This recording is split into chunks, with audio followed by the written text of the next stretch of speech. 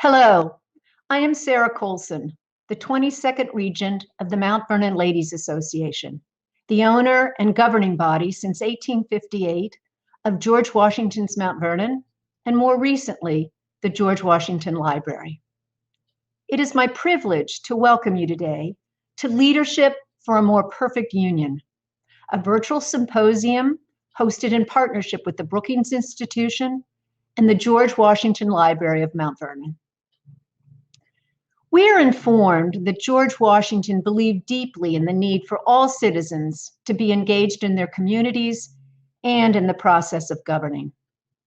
The current challenges that our nation faces, particularly the devastating pandemic and the recent assaults on the institutions of our democracy, have underscored how essential it is that all facets of society are able to work together to meet a common goal. As Commander-in-Chief of the Continental Army during the Revolutionary War, and as the leader of the Continental Congress during the creation of our Constitution, and as the first President of the United States, George Washington perhaps understood more so than any other individual how crucial it was that Americans remain united in the face of challenges, large and small. Inspired by George Washington's example and selfless dedication to public service, today the Brookings Institution and Mount Vernon have partnered to organize this symposium that brings together many of our country's leading government, civic, and business leaders to explore how to navigate the great challenges we are facing.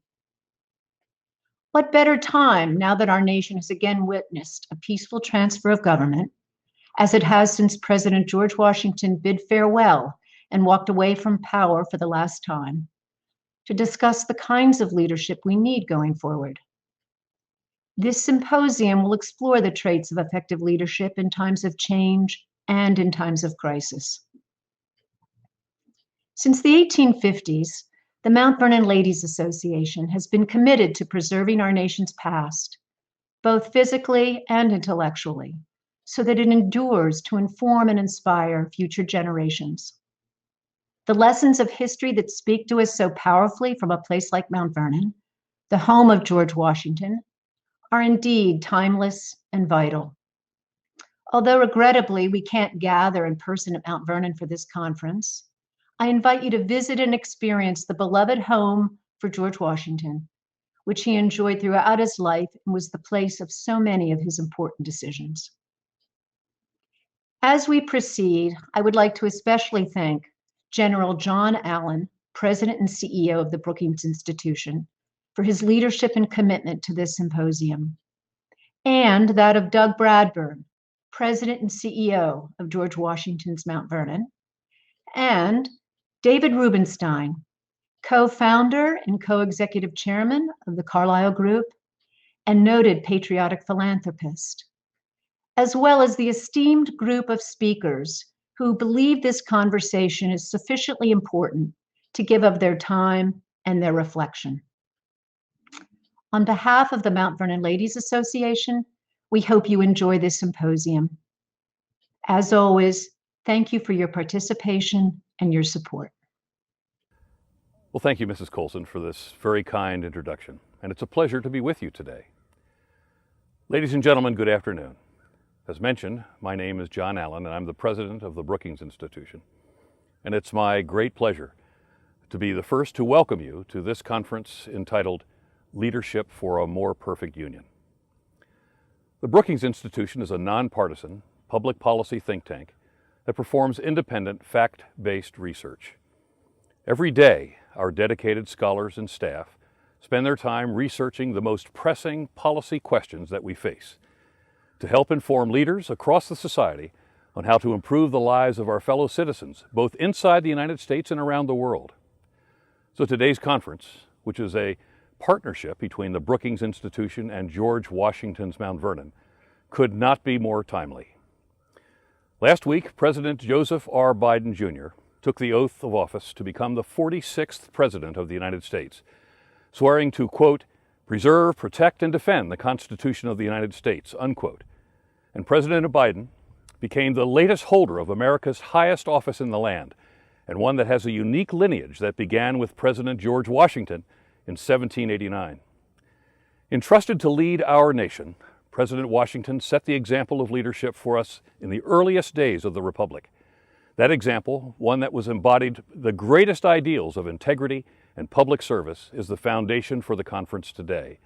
Although this foundation comes to us from across more than 2 centuries, the conference is intended to look to the future and give voice to the type of leadership the United States as a country and America as a people will need to confront the challenges of the 21st century. For indeed, it has been an American leadership and our shared and cherished values that have seen the United States through the most difficult moments of our nation's history. During times of enormous social, economic, and security challenges, the character of America has been what has brought out our very best. And even today, where our frontline workers and medical professionals continue to give their all in support of a healthier and more prosperous future, we see how leadership and character are what will ultimately allow us to overcome the many unknowns that we will face in this century. That is why, as an institution long dedicated to supporting the public good, we at the Brookings Institution are thrilled to partner with George Washington's Mount Vernon, which similarly seeks to educate and inspire its many visitors through the lens of President Washington's selfless devotion to the nation. With that, let me please turn the floor over to Mount Vernon's President and CEO, Doug Bradburn. Doug, the floor is yours, and thank you for this wonderful partnership. Thank you, General Allen, for that wonderful introduction. I also am excited to partner with the Brookings Institution to look at the challenges of leadership in our time together. Again, I'm Doug Bradburn, President and CEO of George Washington's Mount Vernon. Welcome to this extraordinary place. Now, our democracy is strong, but I think all of us can do a better job in nurturing it and making sure that it will survive. George Washington always thought of it as a great experiment. In fact, the last great experiment in human happiness under civil society. And he helped launch us on this shared journey together to try to see if a free people could govern themselves with justice and with peace as the main goals. Now, George Washington was an extraordinary leader, and we still can draw on him as we face the challenges of our present and our future together. In fact, I like to reflect on his first moments as president, the invention of that incredible office. As he wrote at the time, "I walk on untrodden ground. Everything I do is subject to 2 interpretations. Everything I do is making a precedent." Washington understood that what he did would shape the future, just like we need to understand that our choices shape our future together and future generations. Washington's vision was one of his extraordinary qualities, and I think you'll see as we see conversations with great leaders today that one of the aspects that they share is that long-term vision, not to be distracted by the daily 24-hour news cycle, but rather think about what is the ultimate goal that we're trying to reach together. On the other side of the spectrum is a small note about Washington, was his extraordinary humility. In fact, when he wrote about the challenges that he faced, he recognized that leadership in his time to create a government that was both of laws and accommodation sometimes needed conciliation, sometimes prudence, and sometimes firmness. There's no one simple path to solve any given problem, but that's the art of leadership that Washington gave us and that we can continue to learn from. His humility was not passivity. It was a willingness to recognize that he needed to listen to others, but once decisions were made, to act with firmness. So he used humility with strength in a way to solve major problems with his eyes on a long-term vision. Those are 2 aspects of Washington's leadership, I think, that we still can draw on, and I think we'll all see more in these incredible conversations with extraordinary leaders who have not only successfully led in crisis, they've also found ways to cross the partisan divide that sometimes seems like it's too great for us to reach across. But the fact is we have to work together to solve the problems that we're facing going forward. Social justice issues, economic challenges, foreign policy challenges, health crisis that we're in the midst of. All these will require remarkable leadership. And so it's in that spirit that we come together to ask questions. How can we all do a better job in leading to a more prosperous future? Thank you.